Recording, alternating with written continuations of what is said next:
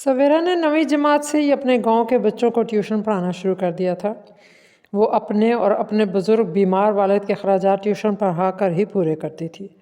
اس کا کسی بھی معاملے میں کوئی مددگار نہ تھا۔ اس نے اپنے گاؤں میں طلباء کے کئی کھیپ ٹیوشن پڑھا کر تیار کیے تھے۔ اطہر بچپن ہی سے سویرا کے پاس ٹیوشن کے لیے جایا کرتا تھا۔ اس کے ساتھ اس کے ہم عمر بچے اور بچیاں روزانہ شام 4 سے 6 بجے کا وقت اس کے گھر میں گزارتے تھے۔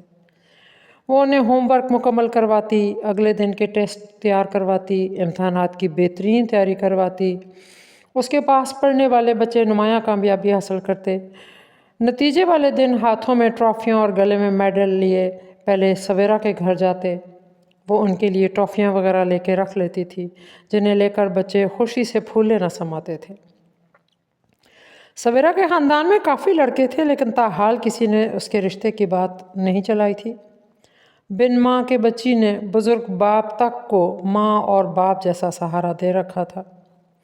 اس کے والد نے حالات کے پیش نظر کبھی اس کے سامنے اس کی شادی کی بات نہیں کی تھی۔ سویرا BA کر چکی تھی، لیکن یونیورسٹی جانا اور تعلیم حاصل کرنا اس کی مالی بدحالی کے بس کی بات نہ تھی۔ والد کی صحت دن بدن گر رہی تھی۔ کوئی رشتہ لے کر ابھی تک دروازے تک نہ آیا تھا۔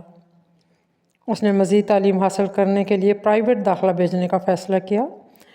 اطہر بھی میٹرک کر چکا تھا اور ٹیکنیکل تعلیم حاصل کرنے کے لیے کسی دوسرے شہر چلا گیا، لیکن وہ جب بھی واپس آتا سویرا اور اس کے والد کے احوال معلوم کرنے ان کے گھر ضرور جاتا۔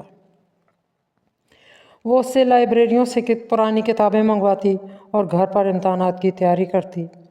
آج بھی اس کے گھر کا چھوٹا سا آنگن ٹیوشن پڑھنے والے بچوں سے بھرا ہوا تھا۔ اطہر نہیں جانتا تھا کہ وہ اخلاقاً ان سے ملنے آتا ہے، مروتاً، یا پھر کہیں لاشعور میں کچھ اور بھی تھا۔ جبکہ یہ چیز نہ صرف اس کے والد نے نوٹ کر لی تھی، بلکہ انہیں بہت تکلیف بھی دیتی تھی، لیکن وہ اپنے بیٹے سے بات کر کے اس کے دماغ میں یہ بات راسخ نہیں کرنا چاہتا تھا۔ ویسے بھی وہ جانتا تھا کہ اطہر نفسیاتی طور پہ کوئی خاص مضبوط شخصیت کا حامل نوجوان نہیں تھا کہ وہ باپ کی مرضی کے خلاف جا کر کوئی فیصلہ کر سکتا۔ البتہ اطہر کی ماں سب کچھ سمجھ گئی تھی کہ وہ نوجوان جو تعلیم کے میدان میں تاحال سویرا سے رہنمائی لیتا ہے، وہ عملی زندگی میں اس کی انگلی تھامے بغیر کبھی آگے نہیں بڑھ سکتا۔ وہ خوش تھیں۔ اطہر کی تکنیکی ڈگری مکمل ہوئی، سویرا نے MA کر لیا۔ اطہر کے والد نے اپنے ایک واقف کار کے ساتھ مل ملا کے اسے بیرون ملک بھجوا دیا۔ سویرا کوئی جاب کرنا چاہتی تھی، لیکن اس کے والد کی بیماری اور تنہائی اسے ایسا نہ کرنے پہ مجبور کر رہی تھی۔ کچھ عرصہ بعد ان کی وفات ہو گئی۔ کہتے ہیں جب باپ مر جاتا ہے تو سبھی باپ بننے لگتے ہیں، لیکن صرف آنکھیں دکھانے کے لیے، پابندیاں لگانے کے لیے، کوتاہیاں ڈھونڈنے کے لیے، کمزوریاں پکڑنے کے لیے۔ ذمہ دار کوئی نہیں بنتا، مدد کوئی نہیں کرتا، دلاسا کوئی نہیں دیتا، سہارا کوئی نہیں بنتا، ہاتھ کوئی نہیں تھامتا، سر کوئی نہیں ڈھانپتا، رہنما کوئی نہیں بنتا۔ خاندان کے ہر بزرگ نے سویرا کو یہی تلج لگائی کہ جاب کے لیے کہیں جانے کی ضرورت نہیں ہے، ہمارے پاس تمہارے مسئلے نمٹانے کا وقت نہیں ہے۔ وہ دل بڑا کر کے گھر میں ہی حسب معمول ٹیوشنز پڑھا کر گزار اوقات کرنے لگی۔ اطہر کو جب سویرا کے والد کی وفات کی خبر ملی تو وہ مضطرب ہو گیا اور جاب چھوڑ کر واپس آ گیا۔ اس کے باپ نے شدید ناراضگی کا اظہار کیا۔ اسے پکا یقین تھا کہ وہ ان سے سویرا کے رشتے کی بات کرے گا۔ انہوں نے گھر والوں سے کہا کہ اس کا دل کام میں نہیں لگتا، اس کی شادی کا بندوبست کریں۔ ہم سب 1-2 دن میں اپنے ایک دوست کے گھر رشتہ لے کر جانے والے ہیں۔ خاموش طبع اطہر کے کان میں تو جیسے کسی نے سور پھونک دیا ہو۔ دل ڈگمگایا، دماغ سنسنایا، روح تڑپی، آنکھ بھر آئی، لیکن زبان جوں کی توں گنگ۔ اس کی ماں کا اندازہ درست ثابت ہوا تھا۔ بیٹے کا جھکا ہوا سر اور بجھی ہوئی آنکھیں بہت کچھ کہنا چاہ رہی تھیں، اور ماں سمجھ بھی رہی تھی، لیکن اس کے والد کے سامنے دونوں میں سے کسی ایک کی بھی چلنے والی نہ تھی۔ عطر کی بہنوئی جو اس کے چچا زاد بھائی بھی تھے اپنی بیوی کے ساتھ بیرون ملک مقیم تھے، جس کی ماں فوت ہو چکی تھی، والد ریٹائرڈ پینشنر تھے اور اپنے گھر میں اکیلے ہی رہ رہے تھے۔ عطر یہیں رہ کر کوئی کام دھندہ کرنا چاہتا تھا، لیکن والد نے سختی سے منع کیا اور اس کی بہنوئی سے کہا کہ اس کا ویزا بھیج کر اسے اپنے پاس بلوائے اور کہیں کام دلائے۔ جب تک ویزا نہ آیا، کسی جاننے والے کی وساطت سے ایک بڑے مال میں کمپیوٹر آپریٹر کی جاب پر لگوا دیا۔ کچھ ہی عرصے میں ویزا بھی آ گیا اور والد نے رشتہ بھی طے کر دیا۔ رشتے والوں سے 2 سال کا وقت مانگا اور عطر کو ملک سے باہر بھیجنے کا انتظام کر دیا۔ روانہ ہونے سے 2 دن قبل والد نے بیٹے کا دل توڑنے اور اپنی نظروں میں سویرا کی حیثیت بیٹے کو بتانے کے لیے وہ الفاظ استعمال کیے جن کو سن کر ایک باپ اپنے بیٹے کی نظروں میں گر کر اپنا مقام، مرتبہ، عزت، وقار سب کچھ کھو دیتا ہے۔ اس نے کہا کہ وہ جانتا ہے کہ عطر کو سویرا نے بہکا رکھا ہے اور وہ ٹیوشن کی آڑ میں اس سے جسمانی طور پر لطف اندوز ہوتی رہی ہے۔ اسی وجہ سے وہ ہر وقت عطر کے دماغ پر سوار رہتی ہے اور کہیں اور شادی بھی کرنے کے قابل نہیں رہی۔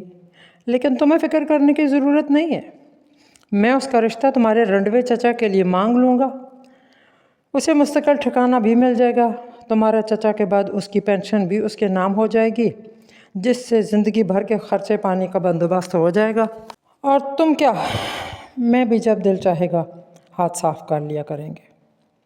باپ تو اپنی نیت ظاہر کر کے چلا گیا، لیکن نہ زمین پھٹ رہی تھی کہ وہ اس میں سما جائے اور نہ آسمان سے قہر اتر رہا تھا کہ وہ ایک ہی بار میں ختم ہو جائے۔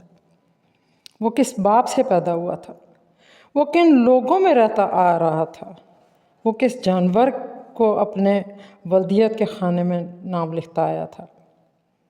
وہ کس نفسیاتی مریض کا برہم آج تک قائم رکھنے کے لیے خاموشی سے اپنی ہر آرزو کا گلا گھونٹتا آیا تھا؟ اس کی ماں نے کس جنگلی جانور کے نام پر تا عمر اپنے خول سے وہ باہر نہ آ سکی اور دبک کر زندگی برباد کر چکی تھی؟ وہ زندگی ہار چکا تھا۔ باقی کے 2 دن گھر پر گزارنا اسے قیامت کے انتظار جیسے محسوس ہو رہے تھے۔ باپ دل لگی میں اپنے بیٹے کی زندگی سے کھیل گیا تھا۔ کہنے والوں کا کچھ نہیں جاتا، سہنے والے کمال کرتے ہیں۔ اب وہ اپنی ماں کی نظروں سے بھی اوجھل رہ کے دن پورے کرنا چاہتا تھا۔ گھر میں اس کی روانگی کی تیاریاں چل رہی تھیں، اسے جو جیسا کہتا وہ روبوٹ کی طرح ویسے ہی کیے جا رہا تھا۔ جو باتیں پی گیا تھا میں، وہ باتیں کھا گئیں مجھ کو۔ چپ چاپ سر جھکائے عطر کی روانگی کا دن آ گیا۔ صرف مرد حضرات ایئرپورٹ چھوڑنے گئے۔ وہ پتھر کے بت کی طرح ان سے ملا، سرد مہری سے رخصت ہوا، زندہ لاش کی طرح جہاز میں سوار ہوا۔ لیکن اس بار اسے خود سے سیٹ نہ ڈھونڈی جا سکی، کسی دوسرے کی مدد سے وہ سیٹ تک پہنچا، پشت سے سر ٹیکتے ہی آنکھیں بند کر لیں۔ کب سواریاں مکمل ہوئیں، کب جہاز اڑا، اسے کوئی علم نہیں۔ 2 گھنٹے کی فلائٹ میں وہ زیادہ وقت سویا رہا۔ لینڈنگ سے آدھا گھنٹہ پہلے اس کے جسم نے حرکت کی۔ ساتھ والی سیٹ پر ایک طرف ایک مرد اور دوسری طرف ایک خاتون بیٹھی تھیں۔ آنکھ کھلنے پر اس نے عجیب و غریب حرکتیں کرنی شروع کی۔ خاتون بھاگ کر پچھلی سیٹ پر آ گئیں۔ وہ کبھی ہنستا، کبھی روتا، آنکھوں سے آنسو، منہ سے جھاگ، حالت غیر ہو رہی تھی۔ عملے کے لوگ آئے، سنبھالنے کی کوشش کی۔ جہاز کے اسی سیکشن میں 2 ڈاکٹرز بھی سفر کر رہے تھے، وہ بھی دوڑے آئے، چیک کیا۔ ذرا دیر بعد عطر کی ایک طرف کی ناک سے خون آنا شروع ہوا اور ساتھ ہی وہ خاموش ہو کر گر گیا۔ لینڈنگ ہو چکی تھی۔ عطر کی بہن اور بہنوئی اسے لینے کے لیے پہنچ چکے تھے۔ کافی دیر ہو چکی تھی، تقریباً سبھی مسافر باہر آ چکے تھے۔ اتنے میں اعلان ہوا، خواتین و حضرات، دوران پرواز مسافر عطر علی ولد مظہر علی ٹکٹ نمبر 225 کی طبیعت خراب ہو گئی۔ اگر ان کے ورثاء میں سے کوئی باہر موجود ہے تو انتظامیہ سے رابطہ کیجیے، شکریہ۔ وہ دونوں اعلان سن کر انتظامیہ تک رسائی حاصل کرنے کے لیے بھاگے۔ وہ نیم مردہ حالت میں ایمرجنسی روم میں پڑا تھا، جبکہ اس کے نام کے ٹیگ والا سوٹ کیس ابھی بھی بیلٹ پر رکھا پھیرے لگا رہا تھا۔ وہ دونوں اسے لے کر سیدھا ہسپتال پہنچے، جہاں 3 ماہ تک اس کا علاج چلتا رہا۔ بینوئی 10 خرچ کرتا اور 20 کھاتے میں لکھ کے رکھ لیتا تھا۔ 3 ماہ بعد بہن اور بینوئی اسے لے کر ملک واپس پہنچے، لیکن اطہر کے دماغ کے ہزاروں خلیے کام کرنا چھوڑ چکے تھے۔ وہ لوگوں کو پہچان نہیں سکتا تھا۔ کوئی کھلا پلا دے تو ٹھیک، ورنہ اسے خود سے بھوک پیاس کا احساس نہیں ہو سکتا تھا۔ وہ ایک دائمی آزمائش بن کر باپ کے سامنے بیکار پڑا رہتا۔ سویرا کے والد کے ایک دوست فیملی سمیت کسی دوسرے شہر سے واپس گاؤں لوٹے۔ انہوں نے پرانا گھر توڑ کر نئی کوٹھی بنائی، جسے حق مہر کے طور پر سویرا کے نام کر کے اسے اپنی بہو بنا لیا۔ اولاد پیدا کر کے یہ نہیں سوچنا چاہیے کہ وہ آپ کی زرخرید ملکیت ہے۔ اسے زندگی اللہ نے دی ہے تو جینے کا حق سلب نہیں کرنا چاہیے۔